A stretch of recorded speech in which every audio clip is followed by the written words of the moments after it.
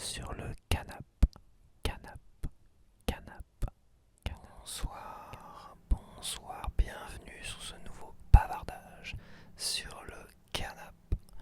Donc ce soir je vais faire un top Netflix et un top Prime, voir les merdes qui veulent essayer de nous vendre. Voilà, je suis sur ma page télévision YouTube de mes vidéos. Et il n'y a rien à dire, je pense que là, ça coule tout seul, hein. On va pas se prendre la tête là-dessus. Non, je veux vraiment faire un gros spécial Netflix et Prime. Et on va faire les top. C'est bon, j'y suis. Donc je me suis remis à Vampire Diaries, ouais, je sais. Un peu tous les soirs, toi. Et en fait, je m'étais arrêté à la fin de la saison 4 et début de la saison 5 où j'ai dû regarder 2-3 épisodes comme ça. Et ça avait dû me saouler à l'époque. Je comprends un peu pourquoi, parce que ça n'arrête pas de mourir réellement, on va dire, et de revivre. Mourir, revivre. Bon, voilà, quoi. Quand t'as des personnages qui disparaissent de la série, qui reviennent encore et encore, je trouve que le scénario, ça tire un petit peu dans tous les sens. Et à un moment donné, ce que j'ai fait à la fin de la saison 4, une deuxième fois, j'ai failli totalement arrêter. Et j'ai regardé le dernier épisode, les 5 dernières minutes, tu vois, 5-10 dernières minutes. J'ai pas tout compris et j'ai trouvé ça très naze en fait. Et puis je dis bon voilà, comme ça j'ai pas besoin de regarder la suite parce qu'il y a quand même 4 saisons à faire derrière après la saison 4, tu vois. Et en fait, comme j'avais plus trop rien à regarder avant de me coucher, tu vois, j'aime bien regarder un ou deux épisodes avant de me coucher. Et bah j'ai continué malgré tout. Et ça se regarde bien, bon, voilà, c'est gentil. En première position du top 10 des séries et émissions en France, on a Is et Hers. Un policier et une journaliste rivalisent pour résoudre une affaire de meurtre dans laquelle ils sont tous deux suspects. Un thriller avec John Pertal. John Pertal, il est connu pour Walking Dead, pour The Punisher, mais ça j'ai pas vraiment vu. Et je l'ai vu dans quoi aussi, dans Mr. Wolf. Et Tessa Thompson, elle est connue, mais là j'ai pas vraiment de trucs en tête. En deuxième position, on a Ne t'enfuis pas de Harlan Coben. Dans ce thriller troublant, écrit par le scénariste de Double Piège, un homme est prêt à tout pour protéger sa famille et retrouver sa fille disparue. Je vois pas de tête connue. En troisième position, on a la saison 5 de Stranger Things. Bon bah voilà, qu'est-ce que je pourrais dire dessus? Donc la saison 5 a été en 3 parties parce que oui, t'as eu 2 parties de plusieurs épisodes de presque 1 heure voire plus. Et un épisode final qui fait quasiment un film, quoi, l'équivalent d'un film, qui était proposé le 1er janvier, je crois. Ouais, c'est ça, le 1er janvier. À 2 h, 3 h du matin. Qu'est-ce que j'ai pensé de Stranger Things, de cette saison 5, entièrement, on va dire. Bah, c'est pas oufissime, hein. Ça me fait penser à la saison 3, c'est très long, ça tire beaucoup en longueur. Il n'y a pas d'effet de passage qui marque comme la saison 4 où tu avais 2 passages moi qui m'avaient marqué. Quand je sais plus comment ça s'appelle, la rouquine tente de s'échapper, toi. Et le passage avec Eddie quand il joue de la guitare et tout ça. C'est 2 passages moi qui m'avaient vraiment marqué. Là il n'y a pas vraiment de passage marquant à part peut-être la fin que j'ai bien aimé malgré tout. Le final quoi, la fin. Le dernier épisode est très intéressant, c'est oui le plus intéressant. En quatrième position, on a Tous les jours la même nuit. Inspiré de faits réels, ce drame raconte l'histoire de l'une des plus grandes tragédies du Brésil, un incendie survenu dans une discothèque qui a fait des centaines de victimes. Ah oui, c'est ça. Bah, pourquoi elle est en quatrième position? Parce que en fait, cette mini-série retrace des faits dramatiques qui sont passés dans une discothèque et qui ressemble trait pour trait à ce qui s'est passé en Suisse, dans ce bar discothèque là. Et il s'est passé exactement la même chose avec des trucs incandescents qui ont brûlé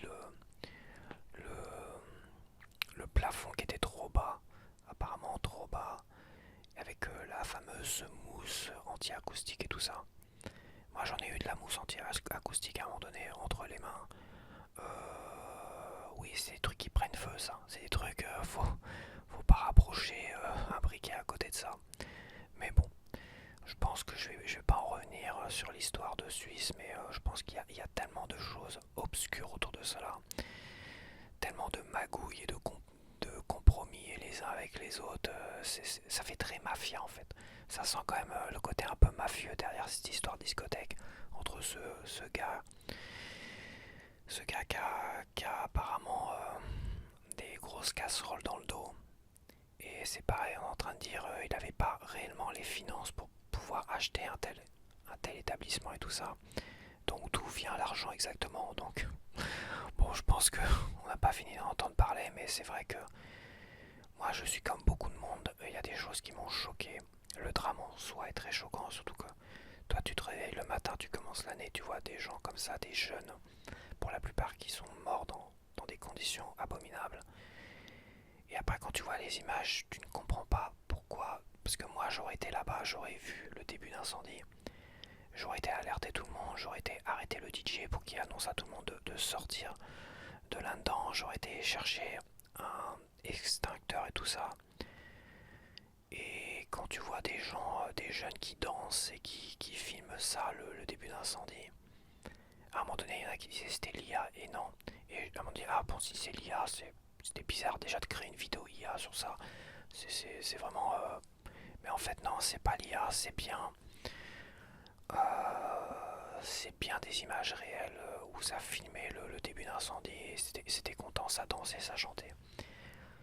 Alors qu'on est des animaux et des animaux. Mais c'est vrai, on est des animaux nous aussi et on a naturellement peur du feu. Il n'y a que les insectes qui n'ont pas peur du feu et qui sont attirés et qui vont dessus. C'est bizarre, j'ai l'impression que l'évolution humaine, elle part vraiment en freestyle. Et j'ai envie de dire, mais qui a éduqué ces gamins? Ils leur apprennent quoi à l'école?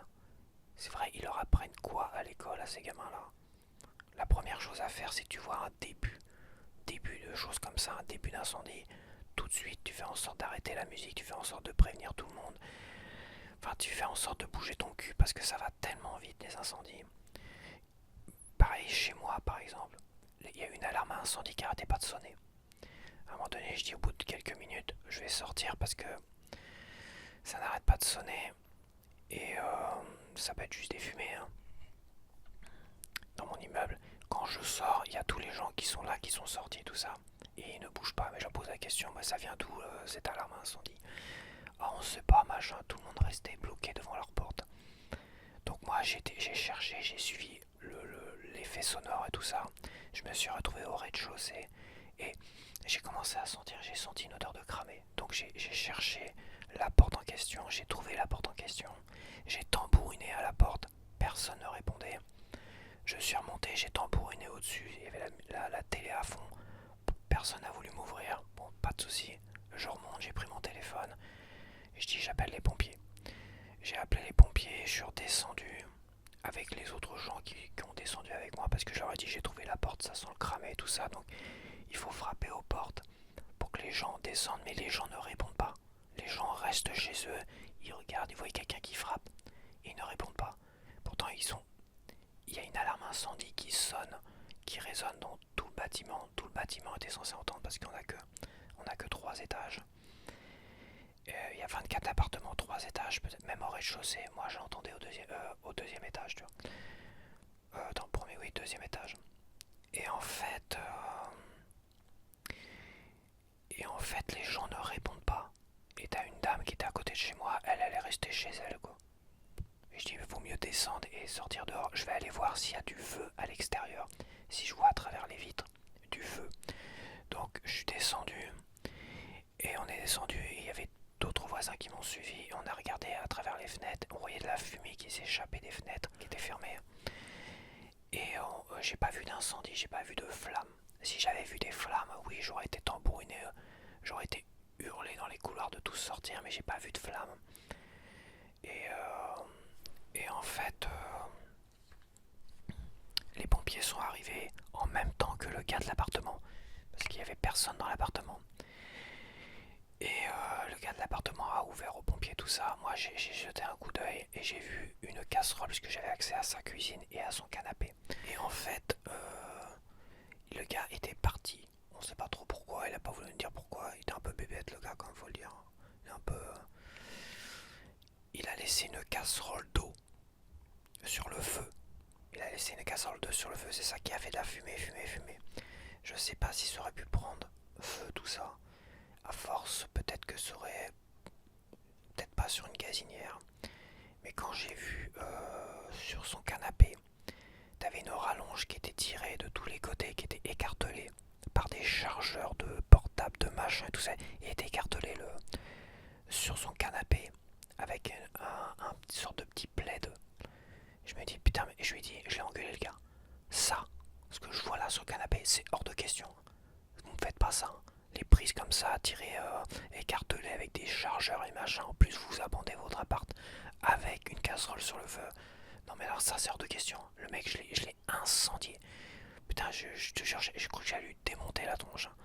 Parce qu'à cause de bébêtes comme ça, de gens stupides comme ça, on va tous cramer là-dedans. Ça peut partir tellement vite un incendie quoi. Là c'était juste une casserole qui a sur le feu, une casserole d'eau, ou peut-être qu'il y avait quelque chose dedans, mais ça avait l'air d'être une casserole d'eau pour faire cuire des pâtes et l'eau disparaît.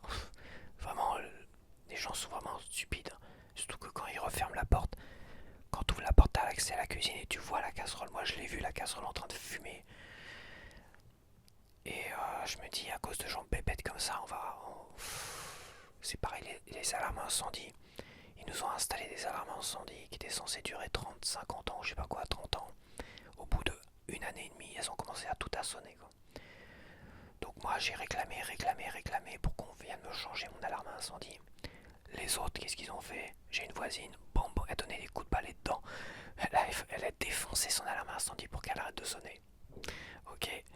Et dans les caves, il y a une alarme incendie qui a été abandonnée dans les caves. Et qui arrêtait pas de sonner dans les caves pour dire j'ai plus de piles, j'ai plus de piles. Et moi, ils ont changé mon alarme avec une alarme à piles que j'ai changée une fois. C'est dire que ça tient pas. Ces conneries-là, ça tient pas 30 ans. Et je leur ai dit il faut changer toutes les alarmes. Je suis persuadé qu'ils n'ont pas changé toutes les alarmes. Mais quand ça a changé d'appartement, comme ça a changé régulièrement d'appartement, j'espère qu'ils ont changé en même temps les alarmes. Parce que c'est obligatoire aujourd'hui, donc bon. Mais c'est dire que les gens sont stupides, se rendent pas compte à quel point le feu, ça se propage rapidement et c'est très dangereux. Et j'en vois, ils sont tellement bêtes, ils sont cons comme des pieds, comme des balais à chiottes, tout ce que tu veux, mais ils sont vraiment cons, faut le dire. Je veux dire, à un moment donné, c'est évident qu'il va y avoir des drames ici, quoi. Mais c'est partout, c'est partout. Malheureusement, c'est partout pareil. Dans tous les immeubles, ça sera au petit bonheur la chance. Nous, on y a échappé de peu parce que j'ai réagi rapidement. Et même si ça avait, j'ai réagi rapidement, mais ça aurait été vraiment un incendie, ça aurait été vraiment du feu. Les pompiers seraient arrivés, mais t'auras peut-être 2-3 appartements qui auraient pris feu, tu vois. Et ces comptes voisins au-dessus qui n'ont pas voulu répondre, mais c'est des cassos, c'est pareil, c'est des bébêtes, c'était des bébêtes. Ils ont la télé à fond, non, ils sortent pas. J'ai tambouriné à la porte parce que l'incendie, ceux qui allaient toucher en premier, c'était l'appartement du dessus en fait. Il n'y avait pas d'appartement en dessous. Et à côté, t'as un gros mur en béton. C'est surtout l'appartement du dessus. C'est l'appartement du dessus qui aurait été pris en premier quoi. Et ces abrutis, ils sont pas sortis une seconde. Même quand les pompiers sont arrivés, les machins, avec l'alarme qui gueule à mort. Et voilà, mais les pompiers sont arrivés rapidement. Ils sont arrivés en 5 minutes, ils sont arrivés rapidement. Donc 5-10 minutes tout au plus. Mais 5-10 minutes, ça suffit pour cramer 2-3 appartements. Voilà quoi. Donc allez, en 5ème position, on a Emily in Paris. En 5ème saison, en 6ème position, on a Land of Sin. Un thriller mini-série. Quand un adolescent disparaît, une policière liée personnellement à l'affaire rejoint une enquête compliquée qui révèle des loyautés farouches et de vieilles querelles familiales. En 7ème position, Bureau des cœurs. Une romance en 8 épisodes. Une employée modèle et le charmant fils du patron se disputent le poste de PDG d'une grande entreprise de lingerie. mais une idylle menace de faire capoter leur projet. Oh, c'est comme les feuilletons de Noël, c'est le même genre de conflit. Pax Massilia en 8e, un thriller en 2 saisons. Un capitaine de police et son équipe font la loi à leur manière face au gang le plus dangereux de Marseille, une série réalisée par Olivier Marchal. Ah, Olivier Marchal, c'est pas mal. Ça peut être pas mal. Vu qu'il y a Olivier Marchal derrière, ça peut être pas mal. En 9e position, on a un dessin animé en 2 épisodes pour l'instant. Alors c'est peut-être... c'est comme Ranma Me, tu vois, c'est un peu toutes les semaines, donc ça sera un épisode par semaine. Donc Yuki joue à 2 jeux mortels pour gagner sa vie. Mais quand elle se retrouve enfermée dans un manoir avec 5 filles, saura-t-elle éviter tous les pièges et s'en sortir vivante? Oh. Ok, en 10e position, on a Rick et Morty, 7e saison. Oh, c'est vieux dessin animé ça, non? Dans cette série d'animation impertinente, un scientifique et son petit-fils voyagent dans d'autres dimensions. Ouais, c'est très très moche comme. Alors parmi le top 10 des films sur Netflix, en première position, on a un film bien français 100%, Cachemire. Un couple parisien branché adopte un petit garçon venu de Russie, mais cette nouvelle parentalité met leur vie parfaitement orchestrée, sans dessus-dessous. Je sais pas pourquoi c'est en première position, ça a l'air tellement pourri. En 2e position, on a Love Again, un peu beaucoup passionnément. C'est une romance, ça je dirais que c'est pas français. Américain. C'est américain ça. Une artiste pleurant la mort de son fiancé ouvre son cœur en envoyant des SMS à son ancien numéro et tisse un lien avec l'homme qui le reçoit par hasard. Ah, j'ai envie de dire anglais. Priyanka Chopra Jonas, Sam Eungan, Céline Dion. Putain, c'est canadien ça. Ah, il y a Céline Dion dedans. Ah, ils mettent plus les origines. C'est bizarre qu'ils mettent plus les origines. Avant, il y avait les origines. Bon. Ils mettent plus les origines, ils ont peut-être peur de je sais pas quoi. En 3e position, on a Avant toi. J'en avais déjà parlé dans mon guide télé. C'est une comédie romance très très dramatique, hein, très glauque. Hein, malgré tout, faut faire très attention. Alors je te lis le synopsis. La charmante et discrète Lou est confrontée à des questions de cœur lorsqu'elle accepte de s'occuper d'un riche célibataire cynique, paralysé à la suite d'un accident. C'est très léger au départ et c'est quand même trop dramatique. J'ai adoré, mais ça m'a pas donné envie de le revoir. Quand j'ai recommencé, j'ai dû vouloir essayer de le voir. J'ai fait non. D'ailleurs, le bouquin, je l'ai récupéré d'occasion et je l'ai jamais lu parce que je connais déjà comment ça va se terminer. Et c'est quand même assez tristouné, donc c'est un peu glauque quand même. En 4e position, on a On fait quoi maintenant? C'est une comédie, l'origine, comme ça, je sais pas. Ah, c'est français, d'accord, c'est français. Brutalement licencié à 58 ans, et c'est que des têtes qu'on connaît pas là. Ah quoi, si j'ai reconnu une tête. Brutalement licencié, c'est Zabou Bretman, je crois, elle. Fais voir. Isabelle Nanty, non mais comment elle s'appelle elle? Oui, il y a Isabelle Nanty, ouais, ça y est, je la vois. Et là, je crois que c'est Zabou Bretman, un truc comme ça. Brutalement licencié à 58 ans, Alain décide de monter sa propre société et embarque dans son projet une ancienne collègue, dépressive, et un animateur de jeux télévisés sur le retour. Ouais, il y a aussi Gérald Darmon qui est là, je le vois.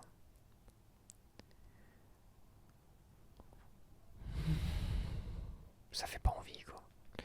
Ok, après on a un documentaire en 5e position, Mauvaise influence. L'histoire de Jodie Hildebrandt. Jodie était une thérapeute en vue de la... Attends, je recommence. Jodie était une thérapeute en vue dans la communauté mormone, jusqu'à ce qu'un garçon s'échappe de chez elle et révèle des abus choquants. Ce documentaire explore l'affaire. Super. En 6e position, on a Jurassic World, le premier. 22 ans après les événements de Jurassic Park, un parc à thème très apprécié plonge dans le chaos quand son nouveau dinosaure génétiquement modifié, s'échappe. Bon, c'est pas mal, mais à part le tout premier Jurassic Park, hein, je vais le dire, le tout premier Jurassic Park, tous les autres, c'est du remplissage, c'est moyen, c'est gna c'est machin. Même le deuxième de Spielberg, Le Monde Perdu, alors que j'adore l'acteur principal, tu vois. Et bah, voilà, c'est du remplissage. Et le deuxième était pas mal, il y a quand même des séquences qui étaient super dans le deuxième. Il n'y a que la fin du deuxième où c'est un peu poussif, quoi. C'est un peu. Mais t'as des super avec le chasseur, là, avec l'acteur anglais qui est décédé. C'est pareil, il a un nom. J'ai pas envie de d'écorcher son nom. C'est vrai que Le Monde Perdu, il a quand même. On sent quand même du grand Spielberg derrière. Donc le un et le 2 on va dire. Mais le un c'est un autre niveau. En septième position, on a Madagascar. Quatre animaux inséparables échouent sur les côtes de Madagascar après s'être échappés du zoo de Central Park. Ils vont alors devoir se faire à la vie en pleine nature. Je crois que je l'avais vu ça. C'est pas bof. En huitième position, En cavale. Il y en a des trucs un peu. Une policière consciencieuse fuit à travers le Texas pour éviter des tueurs de cartel et des flics corrompus qui en veulent à son témoin clé, la veuve d'un baron de la drogue. Ça me dit quelque chose. Il y a tellement de. Ah bah oui. Reese Witherspoon et Sofia Vergara. Je l'avais déjà vu ça. 2015, ouais, ça date. C'est nul à chier. C'est pas compliqué. Qu'est-ce que c'est nul? Qu'est-ce que ça m'a saoulé? C'est vraiment. C'est une comédie, mais naze. C'est pas drôle, quoi. C'est pas drôle. Ça m'avait gavé le fion, ça. En neuvième position, alors là, j'ai adoré. Ça, je l'ai vu, j'ai adoré. C'est À couteau tiré, le troisième épisode ou quatrième, attends. Il y a trois épisodes ou quatre. Il y a trois épisodes. Il y a trois épisodes. Ouais, il y a trois épisodes. Le un j'avais adoré. J'ai vu le deuxième épisode après celui-là, Wake Up Dead Man, qui est le troisième épisode d'À couteau tiré. Donc c'est une sorte de Sherlock Holmes, tu vois, avec l'acteur, avec Daniel Craig, le dernier James Bond en date. Et en fait, c'est des histoires, elles sont tellement bien ficelées, tellement bien conçues, qu'à chaque fois on est surpris. Et ça, j'adore. À chaque fois, j'arrive à trouver rapidement qui est le meurtrier, qui est le machin. Généralement, j'arrive toujours à trouver quasiment dès le départ le meurtrier et tout ça. Quasiment. Mais alors là, les trois films à couteau tiré que je peux que te conseiller, à chaque fois je suis surpris. À chaque fois je suis. Ah ouais, ils m'ont surpris quand même. Et c'est pour ça que j'adore. Et les trois sont géniaux. Et mon préféré, ça reste comme le dernier, Wake Up Deadman. Un crime insoluble, une église remplie de suspects. Le plus grand détective du monde saura-t-il percer ce mystère diabolique? Daniel Craig retrouve le personnage de Benoît Blanc. En plus, il y a beaucoup d'humour. Et ça, j'ai bien aimé l'humour. Alors, le premier, je l'ai vu il y a longtemps. Et je me rappelle pas que c'était aussi drôle. Mais c'est vrai que là, j'ai vu le troisième et je dis putain, qu'est-ce que. C'est vachement drôle en fait. C'est très comique comme truc. Ils mettent drame, mais en fait, ça c'est plus comique qu'autre chose. Et après avoir vu le deuxième épisode en troisième, c'est vrai que il y a ce côté comique, drôle qui est intéressant dedans. Mais le premier, je me rappelle pas de l'aspect comique. À revoir peut-être. À revoir. Donc ouais, je peux que te le conseiller, À couteau tiré. La série de films, de trois films d'À couteau tiré. On peut dire la trilogie. En dixième position, je l'ai vu aussi, c'est K-pop Demon Hunter. Donc c'est un dessin animé d'animation sur le monde de la K-pop et des démons. C'est intéressant sans plus, hein, j'ai bien aimé, mais voilà quoi. Trois amis utilisent leur voix puissante pour protéger le monde des démons dans ce film d'animation stylé qui mêle action, comédie, romance et morceaux de K-pop entraînants. C'est sympathique. C'est sympathique. Pour ceux qui aiment bien, c'est sympathique. Bon bah voilà pour Netflix, je vais aller sur Prime Video. J'ai l'impression que je traîne. Prime Video, alors c'est vrai qu'ils ont plusieurs Ils ont plusieurs. J'ai commencé à regarder Barbare. Ça m'intriguait, l'histoire m'intriguait. J'ai commencé à regarder Barbare hier soir, puis je me suis dit, oh non, j'ai peut-être pas envie de regarder un film d'horreur. Un film d'horreur, un Barbare de 2022. Se rendant à Détroit pour un entretien d'embauche, une jeune femme réserve une maison de location. Elle arrive tard dans la nuit et découvre que la maison est réservée en doublon et 3 petits points.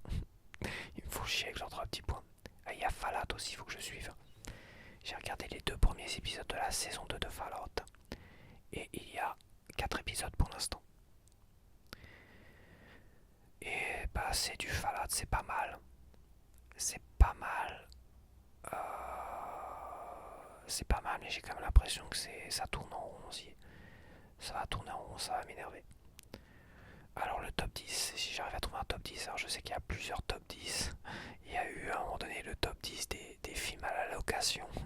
Ils sont forts, hein, franchement. Alors top 10 en France, voilà, il n'y a qu'un top 10. Hein. Donc en première position du top 10, on a Fallout, la 2e saison.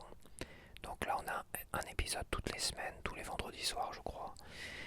Et ouais, ça tourne en rond parce que la fille qui sort et qui découvre le monde réel apocalyptique et le monde dur et difficile apocalyptique, à la fin de la première saison, t'as l'impression qu'elle avait grandi là-dessus, qu'elle était beaucoup plus forte, beaucoup plus dure. Et dans la 2e saison, les premiers épisodes c'est pareil, elle est gnangnan, machin, tout ça, à nouveau. Et elle continue à faire des choix à la con et être bébête quoi, donc bon. C'est un peu dommage. C'est un peu dommage, t'avais l'impression d'avoir tiré un trait sur cet aspect un peu bébête, de découvrir l'apocalypse et tout ça. Et au lieu de s'être endurcie, elle continue le même cinoche quoi, donc ça donne l'impression de tourner en rond. Et c'est vrai, c'est pareil, même les autres personnages, on a l'impression que l'autre qui s'était lié d'une certaine manière presque d'amitié, peut-être qui a collaboré avec cette fille-là, continue à se comporter comme à mal se comporter envers cette nana-là et tout ça, donc et t'as l'impression qu'il devenait un peu plus humain, bizarrement, et puis il se recomporte un peu comme un monstre, etc., etc., et l'autre, c'est pareil, j'ai l'impression que ça tourne en rond quand même. En 2e position, alors il met pas de Symbiosis, mais bon, je vais pas lire Symbiosis de Fallout, il n'y a pas de Symbiosis. En 2e position, voilà, si c'est bon, on a Beast Game Force Intelligence, donc c'est pareil, c'est une série en 2e position. Donc là, le top 10 mélange les films et les séries. Hein. Donc en 2e position, on a Beast Game Force Intelligence. Je sais pas ce que c'est. C'est un truc de télé-réalité, hein. C'est pas une vraie série. Beast Game revient avec un prix de 5 millions. Mister Beast réunit 200 des plus forts et des plus astucieux joueurs qui s'affronteront pour le Grand Prix. Ouais, donc c'est une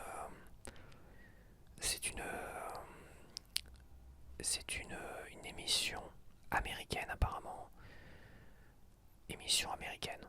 Voilà. C'est un jeu. C'est un jeu américain. C'est un mélange de koh-lanta, de survie, d'après ce que je vois. Ça n'a pas l'air... si ça intéresse du monde. En numéro 3, on a un film Trap House. Des agents de la DEA poursuivent un groupe de voleurs audacieux, leurs propres enfants, détruisant un cartel grâce aux tactiques de leurs parents. C'est avec le catcheur là, l'ancien catcheur là. Je crois qu'il était catcheur lui. Comment il s'appelle? Bautista, c'est ça? Là, il n'y a même pas de... Bautista, information, il faut aller loin pour... Bautista qui joue aussi dans les trucs de la galaxie là. Les héros de la galaxie, c'est quoi?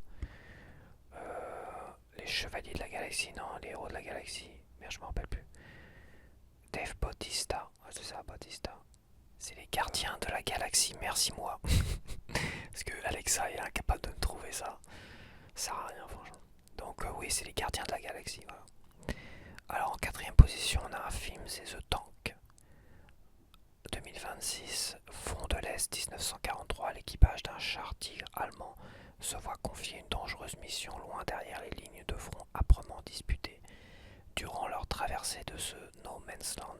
Ils doivent affronter l'ennemi. Bah, j'ai pas trop envie de voir, moi, un film sur des soldats allemands de la Seconde Guerre mondiale. Sincèrement, j'ai pas envie. Il y avait déjà un film comme ça sur un char, tu sais, un film américain, sur des Américains à la fin de la Seconde Guerre mondiale, tu vois, où ils attaquaient l'Allemagne et tout ça, où ils étaient en Allemagne. À un moment donné, t'as eu une histoire comme. Enfin, je sais pas si c'est basé sur des faits réels ce film-là, je me rappelle plus. C'était un film, je crois, il y avait peut-être pas Brad Pitt dedans. Faut pas que aussi, je crois qu'il y avait Brad Pitt dedans, mais ça n'a rien à voir avec le film de Quentin Tarantino, hein. C'est Fury. Le titre c'est Fury. Moi je peux que te conseiller Fury. Franchement, j'avais adoré Fury, hein. C'était vraiment pas mal, j'ai envie de le revoir. Je l'ai vu qu'une fois et j'ai adoré ce film là.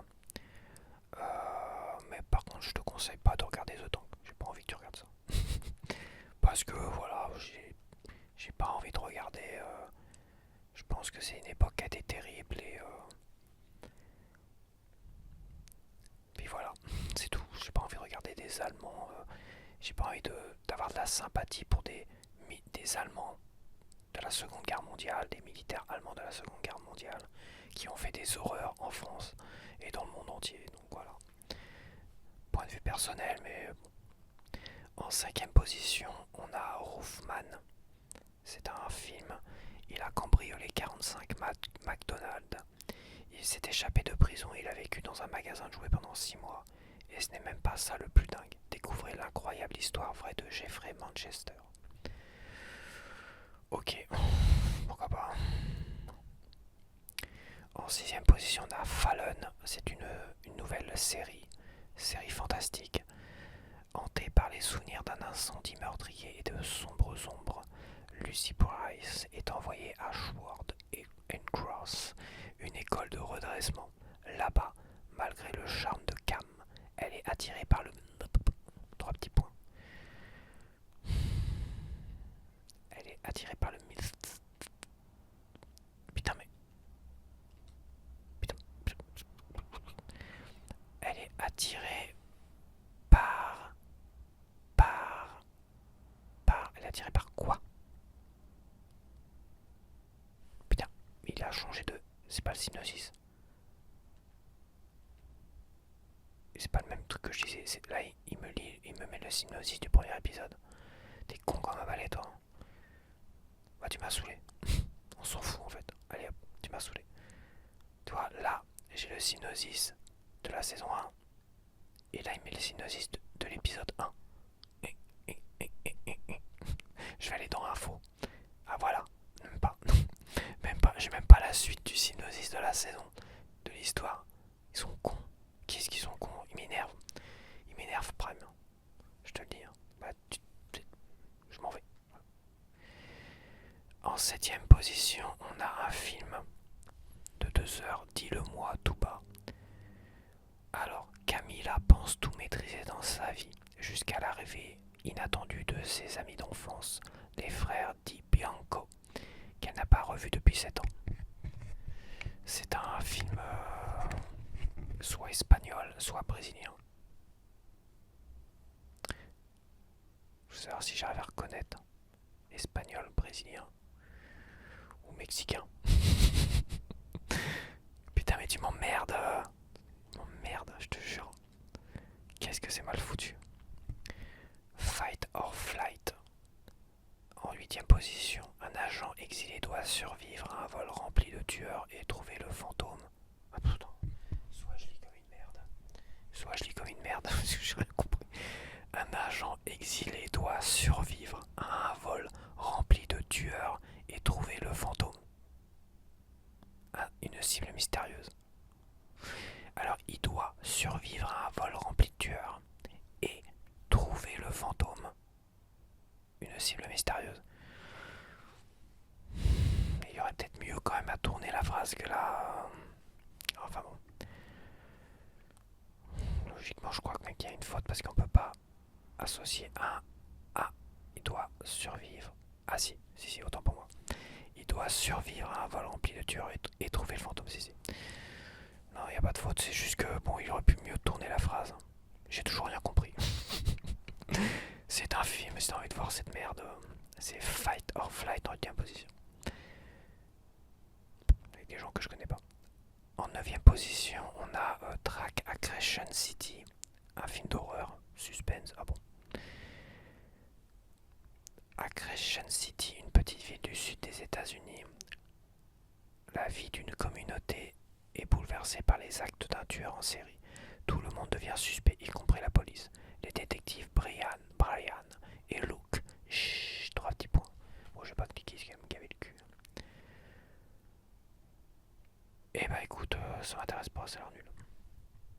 Alors, en 10ème position, ça pourrait m'intéresser, mais mon frère m'a dit que c'était pas terrible en fait. C'est le film qu'a financé Kevin Costner et qu'il a réalisé. Il voulait faire une série de films western. Et quand on sait que Kevin Costner, c'est Danse avec les loups à la réalisation et tout ça. Et aussi en tant qu'acteur, donc là en tant qu'acteur, donc on a Horizon, une saga américaine, en 10ème position. Il paraît que c'est pas terrible. Que c'est pas terrible, mais j'ai quand même envie de le voir celui-là. Si Open Range de Kevin Costner également. Donc Kevin Costner en western, c'est Open Range que m'avait conseillé mon grand frère, l'aîné. Et il y a Danse avec les loups aussi. Donc ça c'est deux westerns qui sont des cultissimes où Kevin Costner joue dedans et réalise. Donc Horizon, ça aurait pu être un très bon film, surtout qu'il a investi toute sa fortune dedans, dans cette saga apparemment. Toutes ses économies dans ce projet de série de films, tu vois. Et quand j'entends mon frère me dire que c'est pas terrible Horizon, je sais plus quand on en a parlé d'ailleurs. C'était pas Noël. C'était avant. Cette année en tout cas. Et il m'a dit non, c'est pas ouf. Donc 3 heures, si c'est pas ouf, à voir quand même. C'est dommage, ça serait dommage. J'ai envie de voir ce que ça peut donner. Quand même. Hop, je vais me le mettre de côté en liste de favoris. Voilà, bon, je m'étends pas sur les derniers films vus et tout ça, parce que ça va prendre des heures et des heures. Je suis déjà presque 1 heure, donc bon. Donc voilà, je te dis donc à la prochaine. Ça c'était le premier bavardage sur le canapé de l'année. Et se faire ce petit top Netflix et Prime, ça permet de voir les choses, les tendances on va dire. Et de blablater un peu, bon, rien d'exceptionnel à part à couteau tiré que je t'ai conseillé.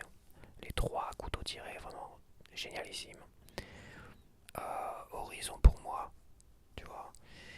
Et Stranger Things, c'est du Stranger Things quoi. Voilà.